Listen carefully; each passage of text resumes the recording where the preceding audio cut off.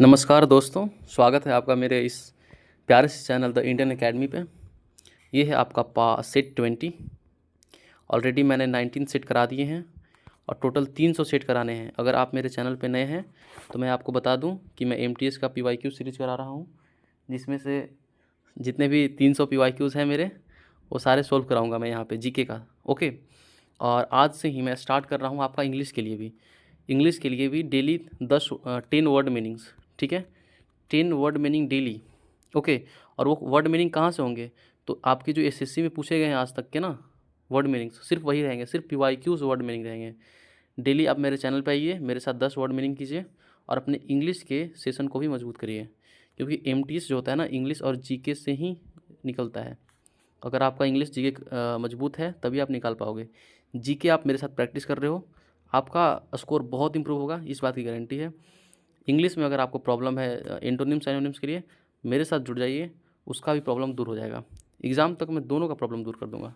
सिर्फ आप मेरे चैनल को सब्सक्राइब कर लीजिए और मेरे जितने भी 10-15 मिनट की वीडियोस आ रहे हैं, आप बस उसको देखिए और लाइक कीजिए। और कम जो भी आपको प्रॉब्लम आ रहा है, कुछ और लग रहा है कि मैं करूँ आपके लिए, तो आप कमेंट में बताइए। ठीक है, तो चलिए स्टार्ट करते हैं। कह रहा है सेशन 2 है ना। कह रहा है कि निम्नलिखित में से कौन सा कथन राज्यसभा के बारे में सही है? देखिए, इंग्लिश कर लेते तो ज़्यादा अच्छे से समझ में आएगा आपको। कह रहे हैं कि which of the following is the correct statement about the Rajya Sabha. ठीक है, तो all the members are directly elected by the people. बताइए, जो राज्यसभा के मेंबर होते हैं क्या लोगों के द्वारा इलेक्ट होते हैं? गलत है, ये तो इनडायरेक्टली इलेक्ट होते हैं ना। जैसे हम लोग अपने नेता को इलेक्ट किए, वो लोग इलेक्ट करते हैं आपके मेंबर्स को राज्यसभा के। तो ये इलेक्टेड बाय द पीपल नहीं है। It is known as the council of states, ये सही है आपका, इसे काउंसिल ऑफ स्टेट्स कहा जाता है। ठीक है, चलिए अब कह रहे हैं कि it is known as the lower house of the parliament. गलत है, इसको अपर हाउस कहते हैं। ठीक है, आपके राज्यसभा को अपर हाउस कहते हैं और लोकसभा को lower house. The term of the members is for 5 years, ये भी गलत है। आपका जो टर्म होता है ना राज्यसभा का, हर एक मेंबर का, वो 6 साल होता है। ओके, तो आपका ऑप्शन 2 जो हो जाएगा वो सही हो जाएगा। कह रहा है कि Rabindranath Tagore referred to whom as नृत्य सामग्रिनी। ठीक है, नृत्य सामग्रिनी which translate to the empress of dance, यानी कि नृत्य की सामग्री। देखिए, रविंद्रनाथ टैगोर ने किसे नृत्य सामग्रिनी कहा? ठीक है, नृत्य सामग्रिनी कहा, जिसका ट्रांसलेट क्या होता है? नृत्य की सामग्री। तो नृत्य सामग्रिनी किसको कहा था इन्होंने? तो ये है सितारा देवी को। ठीक है, सितारा देवी। चलिए, कह रहा है कि the term aus, aman, boro are associated with which crop in India. ये जो आपका औश, अमन और बोरो है ना, वो इंडिया के किस क्रॉप से रिलेटेड है? बताइए, तो ये किस क्रॉप से है? तो ये आपका पैडी से है।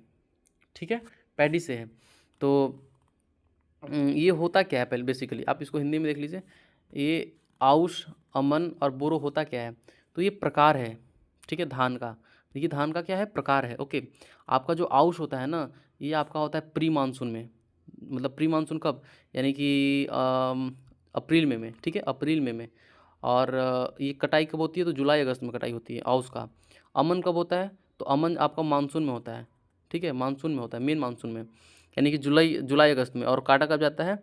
तो फिर दिसंबर जनवरी में। और आपका जो बोरो होता है ना, बोरो, ये आपका कब होता है? तो बोरो आपका लेटर मानसून होता है। लेटर मानसून मतलब मानसून के बाद। ये कब होता है? तो दिसंबर में ये क्रॉप उगाया जाता है आपका बोरो। ठीक है, चलिए, तो ये आपका हो जाएगा, किसका फसल है ये तीनों? तो धान का है। अब कह रहा है कि एक ऊंची कूद में एक खिलाड़ी को एक निश्चित ऊंचाई पार करने के लिए कितने मौके मिलते हैं? मतलब एक ऊंची कूद जानते ही हो आप लोग, तो उसे कितना चांस मिलता है कि आप इसको क्लियर कर लो? तो सिर्फ 3 मौके मिलते हैं। हर एक चीज़ में, बहुत सारी चीज़ों में 3 मौके ही दिए जाते हैं। ठीक है, चलिए, कह रहा है कि तिकवाड़ा नामक लौह युग स्थल कहाँ है? आपका तिकवाड़ा हो गया, इनाम गाँव हो गया। ठीक है, इनाम गाँव हो गया, ये सब कहाँ है आपका? तो ये आपका महाराष्ट्र में है। ओके, महाराष्ट्र में। चलिए, भारत में किस जनगणना दशक में जनसंख्या वृद्धि दर सबसे अधिक दर्ज की गई थी? मतलब कौन से वर्ष में? ठीक है, आपके जनगणना दशक में सबसे ज़्यादा वृद्धि हुआ? तो आपके 1961-71 में, जब आपका देश आज़ाद हुआ, तो उसके बाद से भाई आबादी है ना पूरी एकदम बढ़ी। चलिए, आप कह रहे हैं कि निम्नलिखित में से किसने एसोसिएटिक सोसाइटी ऑफ बंगाल की स्थापना की थी? तो एशियाटिक सोसाइटी ऑफ बंगाल की स्थापना किसने की थी भाई? तो आपके विलियम जोन्स। ये सिंपल क्वेश्चन है। ठीक है, चलो, अब कह रहे हैं कि निम्नलिखित में कौन सा मौलिक अधिकार मानव तस्करी और जबरन श्रम को सम्मिलित करता है? ठीक है, तो मानव तस्करी मतलब क्या होता है कि जैसे आप किडनैप करके इंसान को, ठीक है, लोगों को आप बेच रहे हो बाहर देशों में, है ना, या फिर जबरन श्रम करा रहे हो, ज़बरदस्ती आप उससे काम करवा रहे हो, तो इस कौन सा अधिकार का हनन हो गया? तो ये होता है आपके शोषण के विरुद्ध अधिकार। ठीक है, तो इंग्लिश भी आप देख सकते हैं इसका, राइट्स अगेन एक्सप्लॉइटेशन। ठीक है, चलिए, और ये ह्यूमन ट्रैफिकिंग होता है और आपका फोर्स लेबर होता है। इसका आर्टिकल क्या है? तो 23 से 24। ठीक है, 23 से 24। चलिए, आपका राइट टू इक्वालिटी, इसका आर्टिकल क्या है? 14 से 18 होता है ना। चलो, ओके। और ये राइट टू फ्रीडम कितना होता है? तो 19 से 22, और ये 23 से 24। ओके, चलिए, ये हो गया राइट अगेंस्ट एक्सप्लॉइटेशन। कमज़ोर गर्म तूफान जो समय के साथ मजबूत होते जाते हैं, अंततः विशाल तूफान में बदल जाते हैं। निम्नलिखित में से कौन सा जलवायु क्षेत्र ऐसे तूफानों का उद्गम स्थल है? यानी कि कहाँ पे ये उद्गम होती हैं? तो आपके उष्णकटिबंधीय जलवायु क्षेत्र में। ठीक है, ये आपके तूफान ऐसे। आप कह रहे हैं कि हिंदी उपन्यास कोहरे में कैद रंग के लेखक कौन है? तो आपके जो उपन्यास है ना कोहरे में कैद रंग, इसके ऑथर कौन है आपके, बताइए। तो ये हैं आपके गोविंद मिश्र। चलिए, ऑप्शन 2 कह रहा है कि किस राज्य में अच्छी फसल के लिए संतोरा देवी को धन्यवाद देने के लिए विशु मेला का आयोजित किया जाता है? यानी विशु मेला का आयोजन कहाँ होता है? तो ये आपका उत्तराखंड में होता है। ठीक है, उत्तराखंड में। ओके, चलिए, कह रहे हैं कि जून 2022 में एकनाथ शिंदे निम्नलिखित में से किस राज्य के मुख्यमंत्री बने? ठीक है, तो आपके एकनाथ शिंदे कहाँ के हैं मुख्यमंत्री? तो संभाजी से भी आप रिलेट कर सकते हो, तो महाराष्ट्र। ठीक है, और उस समय डिप्टी चीफ मिनिस्टर कौन था? तो देवेंद्र फडणवीस। अभी महाराष्ट्र का चीफ मिनिस्टर कौन है? देवेंद्र फडणवीस। ठीक है, सरकार किसकी है? तो बीजेपी की, गठबंधन सरकार है, एनडीए सरकार है। ठीक है, गठबंधन सरकार है। चलिए, महाराष्ट्र। अब कह रहे हैं कि 1873 में सत्यशोधक समाज की स्थापना किसने की थी? तो सत्यशोधक समाज की स्थापना ज्योतिबा फुले की थी। ठीक है, आपके महाराष्ट्र की महाजाति से थी। ओके, अब कह रहे हैं कि मुद्रा किस प्रकार के ऋण को सहायता प्रदान करता है? आपका जो मुद्रा जो है ना, ये किससे ऋण देता है? तो ये गैर कृषि ऋण होता है, मतलब जो कृषि से रिलेटेड नहीं है। ठीक है, गैर कृषि, उसे ऋण देता है ये। ओके, चलो, अब कह रहा है कि एसिटिलीन के कार्बन परमाणु में इस लक्षण का प्रतिशत क्या होता है? एसिटिलीन का फॉर्मूला क्या होता है, बताइए। एसिटिलीन का फॉर्मूला क्या होता है? तो इसमें 2 कार्बन होता है और हाइड्रोजन भी 2 होता है, तो C2H2। ठीक है, इसमें एस और पी लक्षण होते हैं और दोनों 50-50% होते हैं। ठीक है, 50-50% से बंधे होते हैं, तो आपका ये हो जाएगा 50%। अब कह रहा है कि 2023 में केंद्रीय बजट में किस योजना की एक उप योजना को मछुआरों, मछली विक्रेताओं और सूक्ष्म एवं लघु उद्यमों की गतिविधियों को सक्षम करने के लिए 6,000 करोड़ के निवेश के साथ प्रस्तावित किया गया था? देखिए, यहाँ पे क्या पूछ रहा है कि मछली विक्रेताओं, ठीक है, और लघु सूक्ष्म गतिविधियों के लिए। तो भाई मछली से हम लोग क्या यहाँ पे रिलेट किए हैं? तो मत्स्य संपदा योजना, तो हो सकता है कि इसी से हो, और यही आंसर भी है आपका। ठीक है, तो ये जो जितने भी स्कीम्स है ना, उसके नाम से भी आप थोड़ा सा मतलब है ना, आप सेंस लगा सकते हो इसका। ठीक है, सॉल्यूशन लगा सकते हो। तो आपका प्रधानमंत्री मत्स्य संपदा योजना कह रहा है कि भारत ने राष्ट्रीय सामाजिक सहायता कार्यक्रम कब शुरू किया था? ठीक है, तो राष्ट्रीय ये जो आपका कार्यक्रम है, राष्ट्रीय सामाजिक सहायता कार्यक्रम, भारत सरकार ने कब स्टार्ट किया था, बताइए। तो ये आपका 1995 में। ठीक है, 1995 में। चलिए, अब आगे क्या रहा है कि निम्नलिखित में से किस मुगल बादशाह ने अपनी पत्नी मेहरुनिसा के सम्मान में चांदी के सिक्के जारी किए थे? तो भाई मेहरुनिसा जो है ना, वो एक डांसर थी, पहली बात। ठीक है, और डांसर पे भाई जो आपके जहांगीर है ना, इनको दिल आ गया था। ठीक है, और ये बहुत ज़्यादा इनसे मतलब, ठीक है, शादी करने, लेकिन शादी कर नहीं पाए थे। ओके, तो फिर इसके बाद जो मेहरुनिसा की शादी है ना, इसके एक सेनापति से हो जाती है।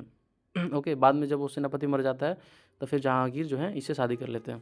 तो इसकी बहुत ही डीप स्टोरी है इसका। ठीक है, तो ये आपका जहांगीर हो जाएगा। चलिए, अब है कि वेल निम्नलिखित में से किस समूह से संबंधित है? तो वेल जो है ना आपके स्तनधारी है। लोग कहेंगे स्तनधारी होता क्या है दोस्त? स्तनधारी मतलब जो जिसपे क्या होता है कि जो अपने बच्चों को दूध पिलाती है। ठीक है, ये स्तनधारी होता है। ओके, चलो, अब कह रहे हैं कि बुद्धदेव दास गुप्ता निम्नलिखित में से किस वाद्य यंत्र से संबंधित है, प्रसिद्ध हैं? तो बुद्धदेव दास गुप्ता जो है ना आपके, तो किस वाद्य यंत्र से हैं, बताइए। तो ये हैं आपके सरोद से। ठीक है, चलिए शुरू से। अब कह रहे हैं कि पांठी लोक नृत्य के लिए पद्मश्री 2021 से किसे सम्मानित किया गया था। तो 2021 में पांठी लोक नृत्य के लिए पद्मश्री किसको मिला? तो राधेश्याम बर्ले को। ये आप छोड़ सकते हैं, ये कोई इंपॉर्टेंट नहीं है।